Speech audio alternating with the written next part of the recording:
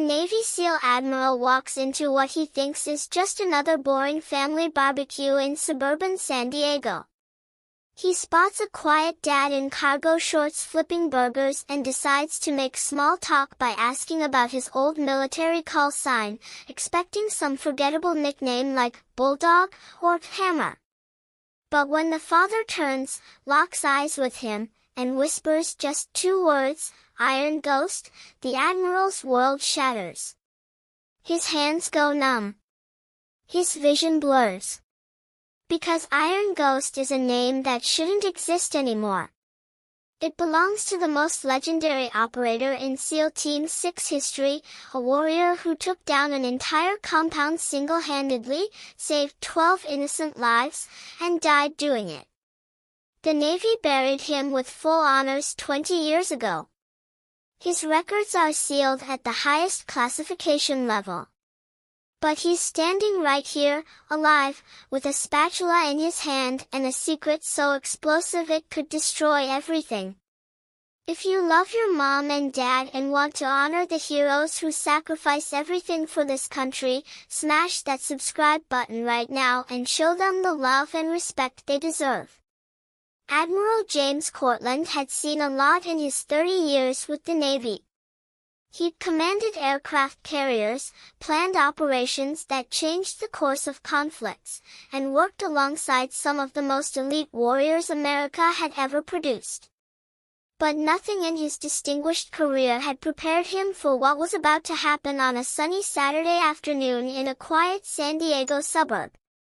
He pulled his black SUV into the driveway of a modest two-story house, checking the address his daughter Sarah had texted him one more time.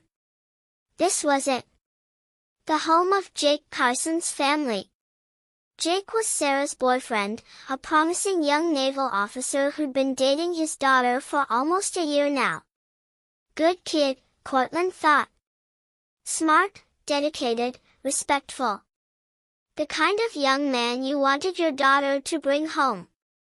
Sarah met him at the front door, her face glowing with excitement. "Dad, you're here.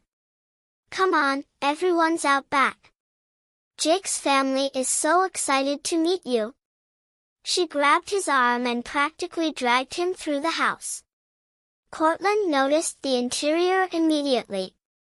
It was a real home, not just a house. Family photos lined the walls, showing a progression of life over the years. A young couple getting married. A baby boy growing into a toddler, then a child, then a teenager. Another child, a girl, joining the family. Vacations at Disneyland. Little League photos. School pictures. Normal. American. The kind of life millions of families lived across this country every single day. They stepped through the sliding glass door onto a spacious wooden deck that overlooked a well-maintained backyard. About 15 people were scattered around, talking and laughing. The smell of charcoal and grilling meat filled the air. It was a perfect Southern California afternoon, the kind that reminded you why people paid ridiculous prices to live here. Jake immediately spotted them and hurried over, his posture unconsciously straightening when he saw the Admiral. "Sir, thank you so much for coming. Please, let me introduce you to my family." The introductions began. Jake's mother Patricia was a warm, friendly woman in her early 50s who taught 3rd grade at a local elementary school. She had kind eyes and an easy smile, the type of person who probably remembered every student's name years after they left her classroom. Jake's younger sister Emma was home from college for the summer, studying psychology and volunteering at a crisis hotline. There were aunts, uncles, a couple of family friends, and Jake's grandfather, a Korean War veteran who gave Cortland a firm handshake and a knowing nod that said he recognized a fellow warrior when he saw one. And then there was Jake's father. "Admiral Cortland, I'd like you to meet my dad, Mike Carson," Jake said with obvious pride in his voice. The man standing at the grill turned around, and Cortland got his first good look at him. Mike Carson was probably in his early 50s, though he had the kind of weathered face that made it hard to pin down an exact age. He stood about 6 feet tall with a lean, athletic build that suggested he still worked out regularly.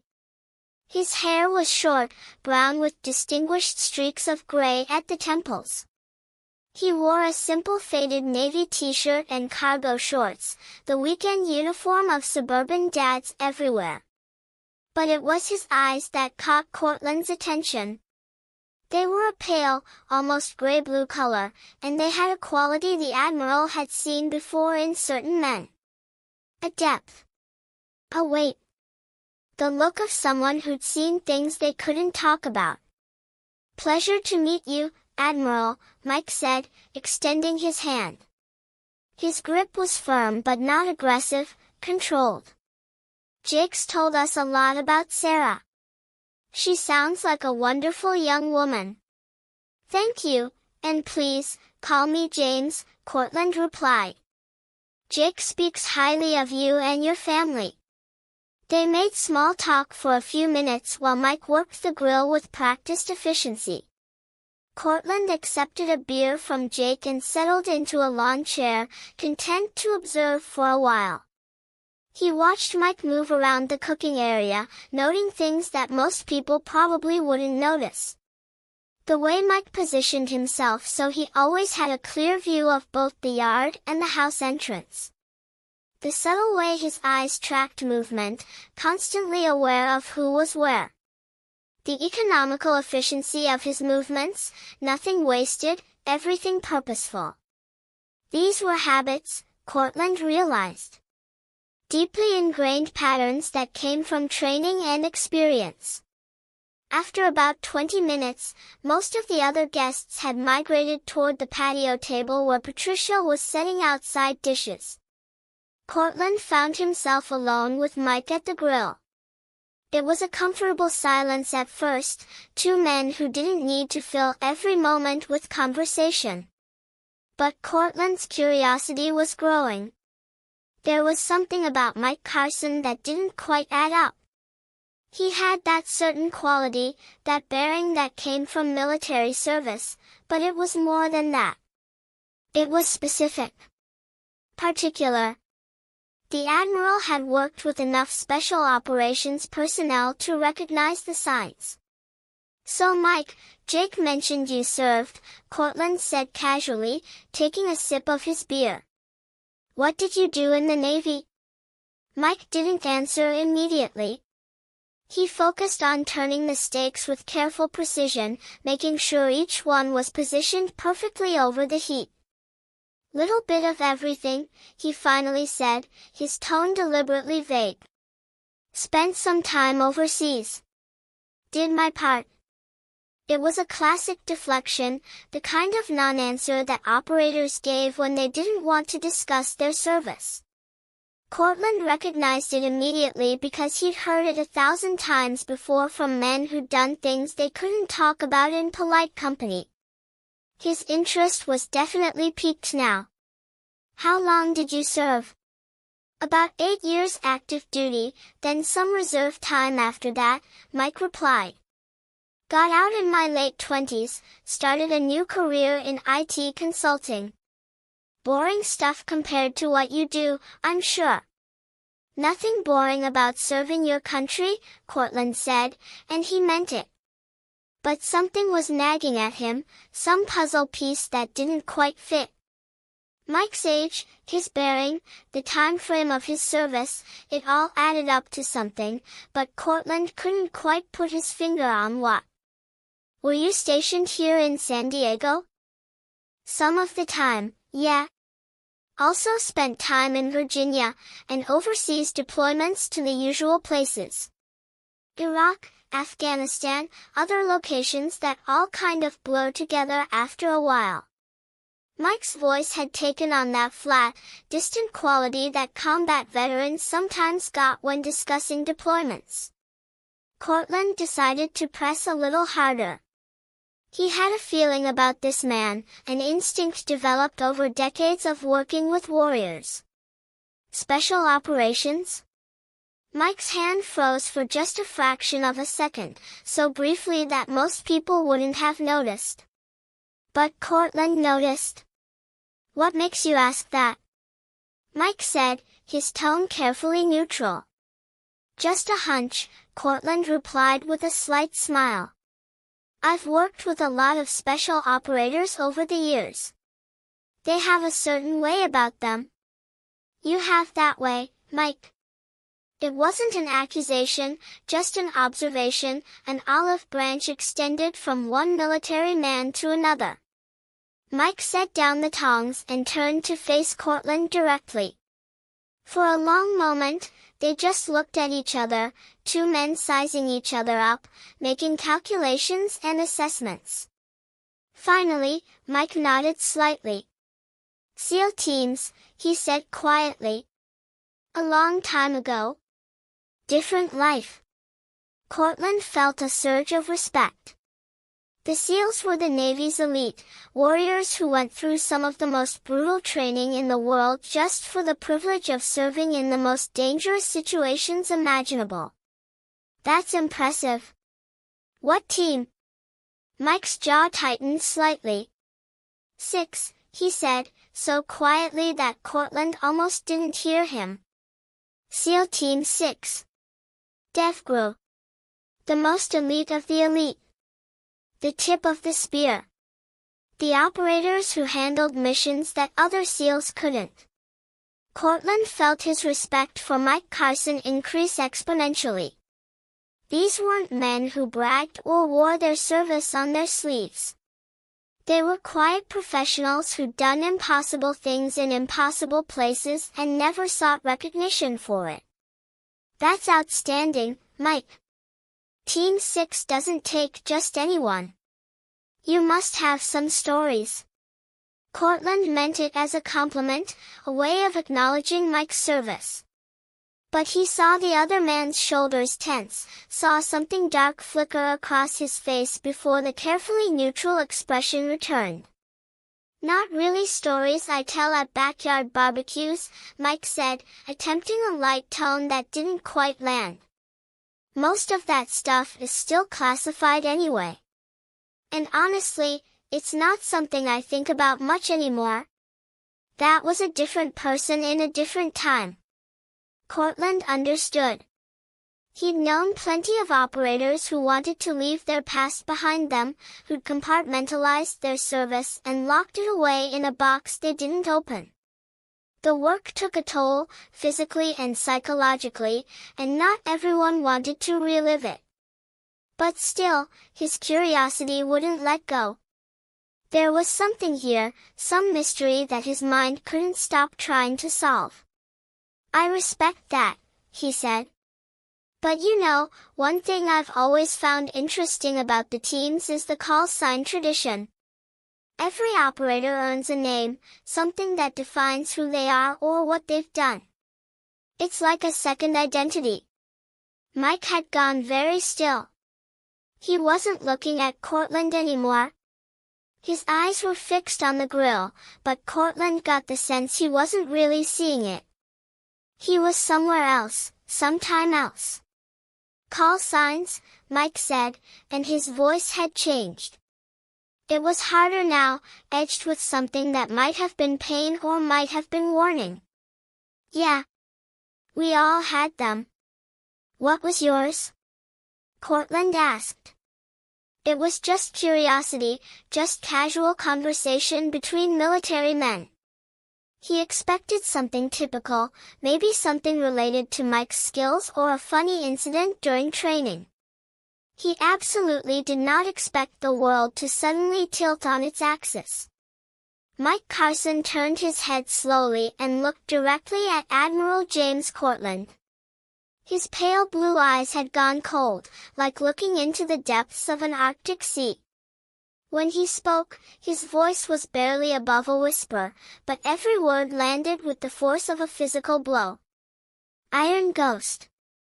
The effect on Cortland was immediate and catastrophic.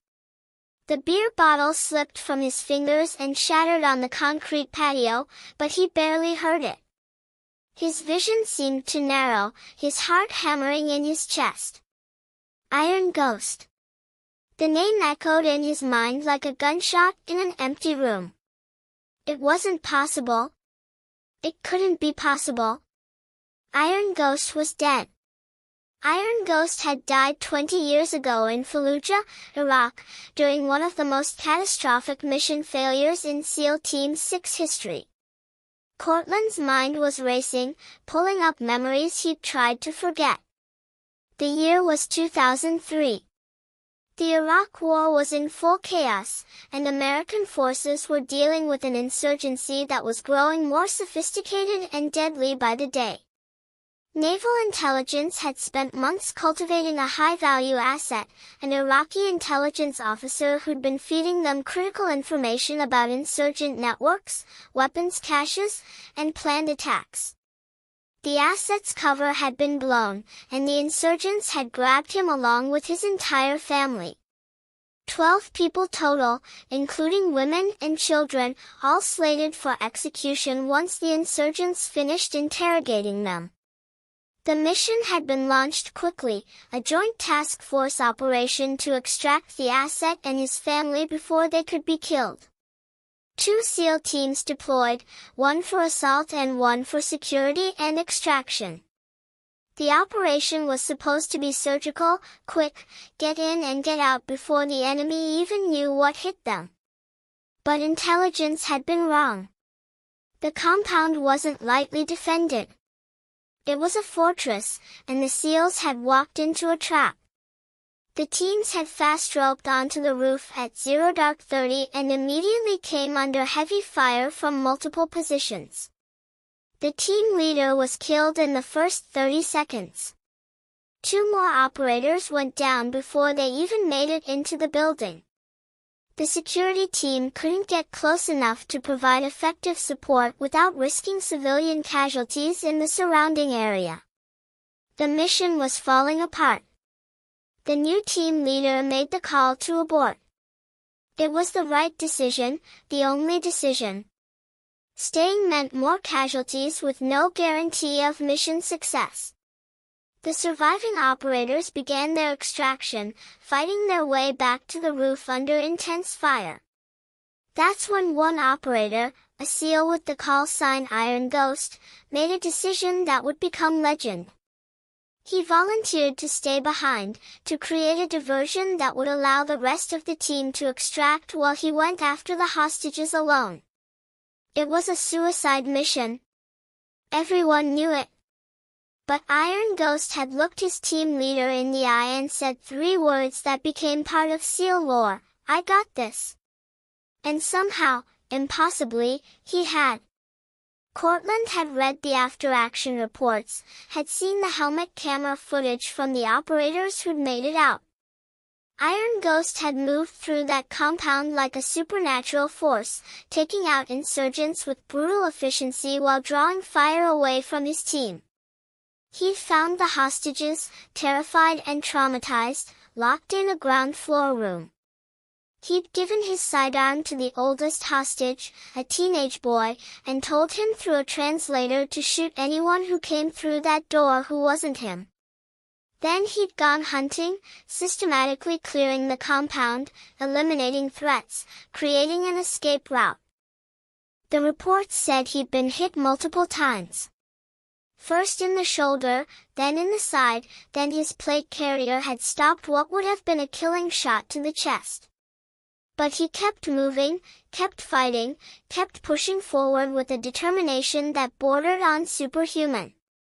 He got the hostages moving, led them through the chaos toward an extraction point 3 blocks away where helicopters could land. He was almost there, so close to pulling off a miracle that should have been impossible. And then the RPGs hit. 2 insurgents on the 3rd floor of the compound had fired rocket-propelled grenades at the extraction helicopters. Iron Ghost had engaged them, killed them both, but not before one of the RPGs struck the main support structure of the building. The entire compound began to collapse. According to the surviving hostages, Iron Ghost had seen a little girl, maybe 6 years old, separated from her family and frozen in terror in a hallway. Without hesitation, he'd run back into the collapsing building, scooped her up, and tried to make it to an exit. The ceiling came down on them both. The hostages said they saw him cover the girl with his body, taking the full impact of the debris. When the dust settled and the building stopped collapsing, rescue teams searched the rubble. They found the little girl, battered but alive, exactly where Iron Ghost had shielded her. They never found Iron Ghost. The building had been hit by secondary explosions, and the entire structure had become an unstable tomb. After 3 days of searching, with no body recovered and no realistic chance of survival, the Navy officially listed him as killed in action. A memorial service was held at Naval Amphibious Base Coronado. His name was added to the wall that honored fallen SEALs. His records were sealed at the highest classification level, his real identity known only to a handful of people with the appropriate clearances. And now, 20 years later, he was standing in a suburban backyard in San Diego, telling Admiral James Cortlandt that he was Iron Ghost. "That's not possible," Cortlandt heard himself say, his voice sounding strange and distant to his own ears. "Iron Ghost died in Fallujah. I was at the memorial service. I read the classified after-action reports.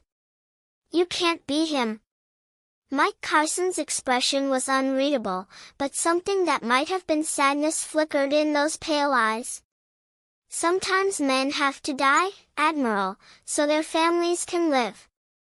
The words hung in the air between them, heavy with implications that Cortlandt's mind was still struggling to process. "Explain," he managed to say, his command voice returning. "Explain to me how one of the most legendary operators in SEAL Team 6 history is standing here pretending to be a suburban dad." Mike glanced toward the house where his family was gathered, laughing and talking, completely oblivious to the conversation happening on the patio. When he looked back at Cortlandt, his expression had softened slightly. "After Fallujah, naval intelligence discovered something," he began, his voice low and controlled. "The insurgents we'd been fighting weren't just random militia. They were part of a larger network with connections throughout the Middle East and into Europe. And they'd done something unusual. They'd identified me. Not just my call sign, but my real name, my service record, my background. And worse, they'd gathered intelligence on my family." Cortlandt felt ice forming in his stomach. He'd seen this before, though rarely. Sophisticated terrorist organizations sometimes targeted special operators by going after their families. It was psychological warfare at its most brutal, and when it happened, the military took it extremely seriously. "They had Patricia's name, Jake's name, even though he was just a baby," Mike continued. "They had our address, her work schedule, everything. Naval intelligence intercepted communications showing they were planning something. Maybe a kidnapping, maybe worse. The threat was credible, immediate, and ongoing." "So the Navy gave you options," Cortlandt said, beginning to understand. "Enhanced security measures for your family, or something more drastic?" Mike nodded. "They laid it out clearly. I could accept protection for my family, live the rest of my life looking over my shoulder, knowing that every day might be the day someone made a move. Or I could disappear completely. Stage my death, seal my records, and give my family a chance at a normal life without constantly being targets." His voice roughened with emotion. "Patricia and I had only been married 3 years. Jake was 18 months old. I'd missed most of his first year because of deployments. And now I was looking at either a life where my family would always be in danger because of who I was and what I'd done, or a chance to protect them by becoming someone else entirely. So you chose to die, Cortland said quietly. You let them believe you were killed in that building collapse.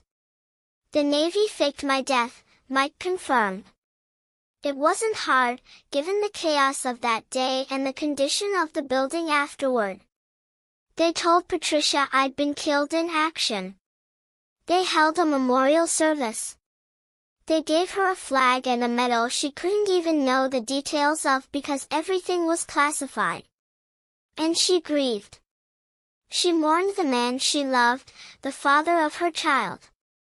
While I watched from a distance, unable to comfort her, unable to tell her I was alive.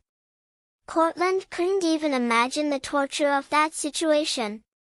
Watching your wife mourn you, watching her suffer, knowing you could end it with a single word but that word would put her in danger. How long? He asked. 2 years, Mike said. For 2 years, I lived under a different identity in a different state while naval intelligence worked to dismantle the network that had targeted me. They were thorough, I'll give them that. By the time they finished, every major player in that network was dead or captured. The threat was neutralized. And then they came to me with another choice. Stay dead and build a new life somewhere far away from everyone I loved, or go back to San Diego under a new identity and try to reconnect with my family as someone else. You chose to go back, Cortland said, pieces of the puzzle clicking into place.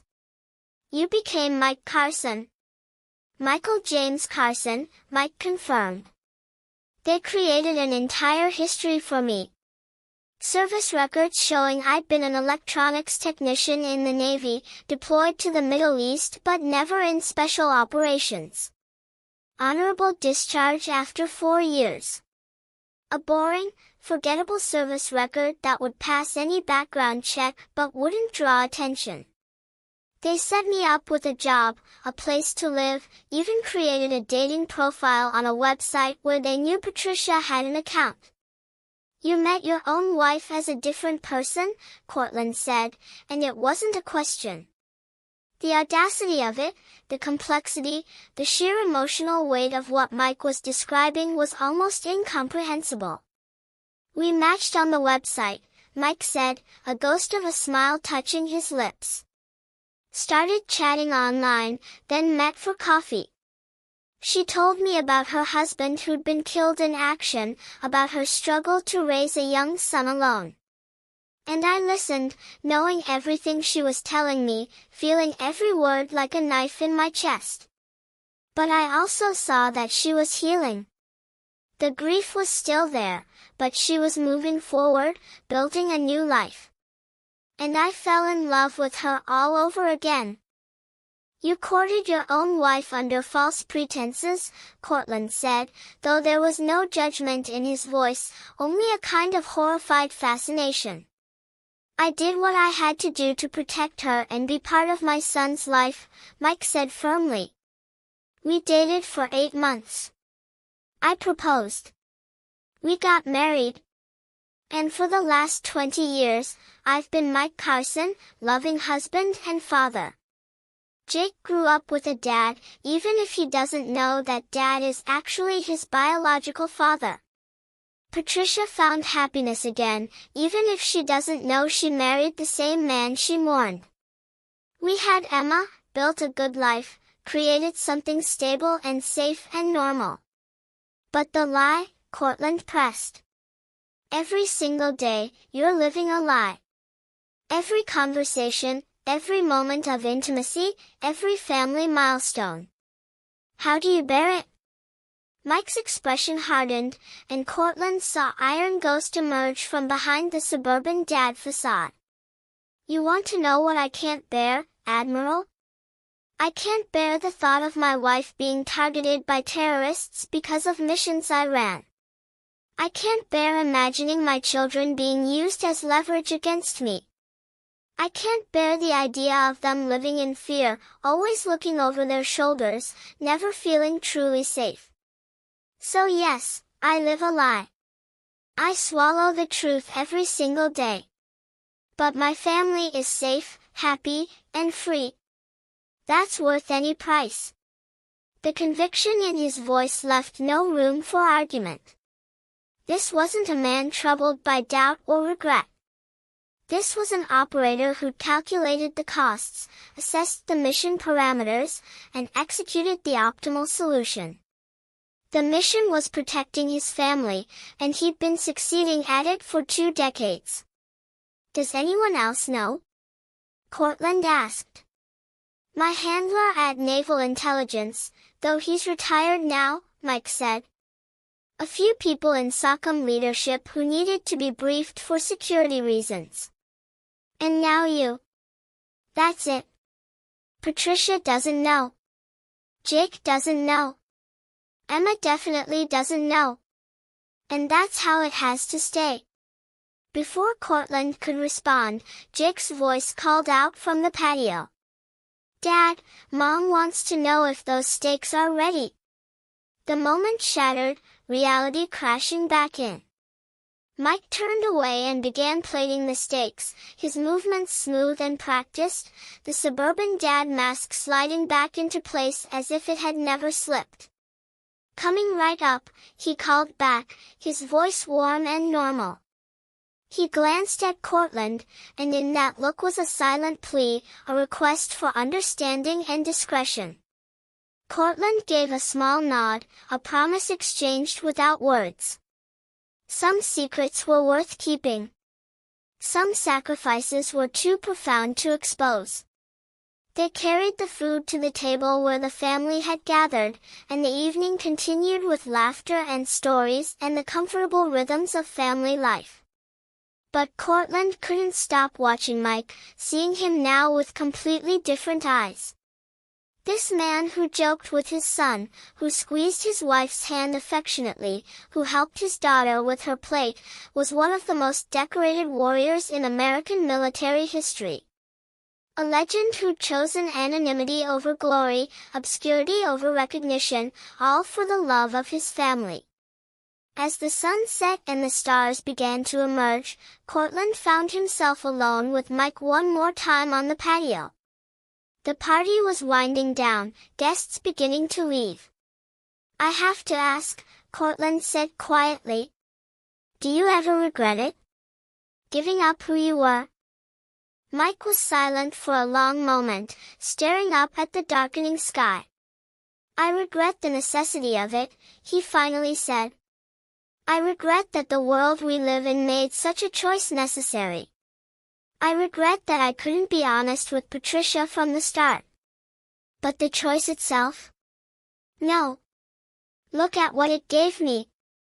He gestured toward the house where through the window they could see Patricia cleaning up with Emma's help, while Jake sat with his grandfather, the 2 veterans sharing stories. My son is happy, healthy, becoming a good man. My daughter is kind and compassionate. My wife sleeps peacefully at night without fear. This peace, this normalcy, this life, it's worth every sacrifice I made. Iron Ghost was a weapon, a tool for the military to deploy against enemies. But Mike Carson is a husband and father. And that matters more than any mission I ever ran. Cortland understood then that he was looking at a different kind of courage than the one celebrated in citations and medal ceremonies. This was the courage to be ordinary, to be invisible, to let glory and recognition slip away in favor of something infinitely more valuable. Your secret is safe with me, he said. Thank you, Mike replied, and the gratitude in his voice was profound and genuine. Admiral James Cortland drove home that night with his mind still reeling from the revelations of the evening. He thought about the nature of sacrifice, about the different ways people served their country and protected the ones they loved. Mike Carson, who had been Iron Ghost, had found a way to win a battle that had no medals, no commendations, no public recognition. He'd won by disappearing, by becoming someone else, by choosing love over legend. And in that moment, Cortland understood that some of the greatest heroes would never be known, their stories sealed in silence, their sacrifices invisible to everyone except those they protected. Iron Ghost was dead, buried under classified files and fading memories. But Mike Carson was very much alive, living proof that sometimes the greatest act of courage is simply choosing to be there for the people who need you most, no matter what it costs. Tell us in the comments, which part of the country are you watching this from?